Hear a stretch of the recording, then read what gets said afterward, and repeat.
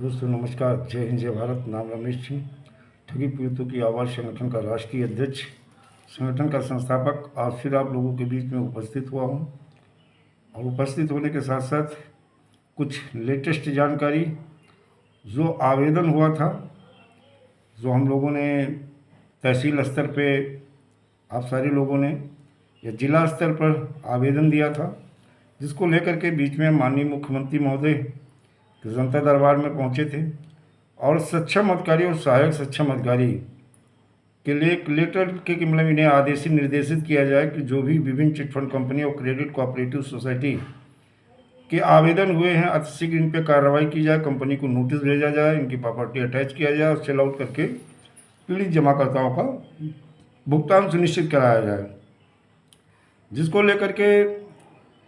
DGP, police commissioner, सहायक police commissioner, थाना प्रभारी ये मामला ऐसे घुमाते रहे। लेकिन जब मैंने एक जवाब में थाना प्रभारी को लिख करके एक लेटर दे दिया कि ये आपके लिए नहीं, ये विभिन्न चिटफंड कंपनियों, क्रेडिट कोऑपरेटिव सोसाइटी के जो आवेदन हुए हैं उनके जो सक्षम अधिकारी हैं, बर्ड्स एक्ट में जैसे मंडलायुक्त या जिला अधिकारी,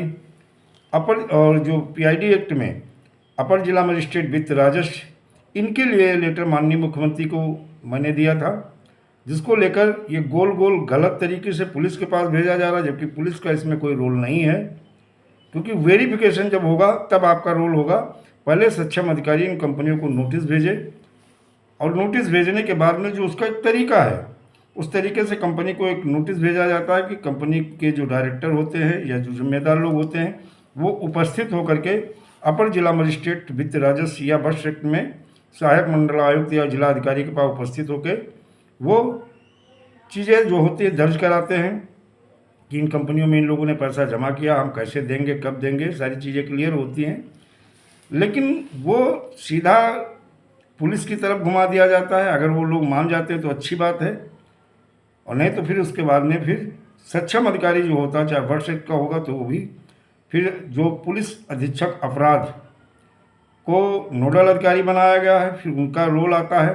फिर उसके बाद में एफआईआर दर्ज होना, और उसके बाद में एफआईआर दर्ज होने के बाद में उनके ऊपर जो बर्ड्स एक्ट या पीआईडी एक्ट की धाराएं सक्षम अधिकारी के आदेशानुसार फिर पंजीकृत एफआईआर पंजीकृत होती है, उस पर बर्ड्स एक्ट की धाराएं सम्मानित की जाती है। और जब सम्मिलित की जाती हैं तो आईपीसी की धारा के साथ साथ जो है बर्ड्स एक्ट की धारा भी लग सकती है, जो 21 से 26 तक है। पीआईडी एक्ट अगर वित्तीय अधिष्ठान जमा करता हित संरक्षण अधिनियम 2016 के तहत जो धाराएं उसकी बनती हैं वो लग सकती हैं। फिर उसके बाद में पुलिस का रोल शुरू होता है, उनकी गिरफ्तारी से लेकर के और सारी चीज़ें होती हैं। जो आज बल्कि संडे है, संडे के दिन आज मुख्यमंत्री कार्यालय के वहाँ से बड़ी बात थी कि मुख्यमंत्री कार्यालय के से कॉल आई और चीज़ों को पूछा कि भाई आपने ऐसा लिख के दिया है, और आपने जो ये जो पुलिस सहायक पुलिस कमिश्नर के वहाँ आपने एक ऐसा लेटर लिख के दिया कि सक्षम अधिकारी किसको भेजना है। तो मैंने चीज़ें बताई कि बर्ड्स एक्ट और पीआईडी एक्ट में जो आवेदन हुए हैं अपर जिला मजिस्ट्रेट वित्त राजस्व और कलेक्टर साहब के वहाँ या सहायक मंडलायुक्त और मंडलायुक्त को भेजना है। वो लेटर शायद आज हमारी चीज़ें शिकायत दर्ज कर ली गई हैं, और दर्ज करने के बाद वो शिकायत जो दर्ज की है उसके आधार से जो सक्षम अधिकारी हैं, चाहे वो बर्ड्स एक्ट के हों या पीआईडी एक्ट के, अब ये लेटर माननीय मुख्यमंत्री महोदय के वहाँ से इन सक्षम अधिकारियों को वहाँ जाएगा, और देखते हैं सक्षम अधिकारी के पास जाने के बाद में क्या जो आवेदन हुए हैं उनका निस्तारण शुरू होता है, उस पर कार्य में तेज़ी आती है या नहीं आती है। इस पर हम लगातार नज़र बनाए रखेंगे। और कल भी हमारा जो प्रोग्राम है परिवर्तन निदेशालय लखनऊ और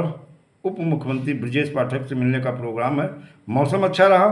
तो हमने लेटर तैयार कर लिए हैं, मिलेंगे जिससे अतिशीघ्र आपका भुगतान हो सके, आपकी समस्या का समाधान हो सके, और जो अभिकर्ताओं का उत्पीड़न हो रहा हो वो रोका जा सके, और किसी भी अभिकर्ता के ऊपर फर्जी मुकदमा पंजीकृत ना हो सके। दोस्तों जय हिंद जय भारत, वंदे मातरम।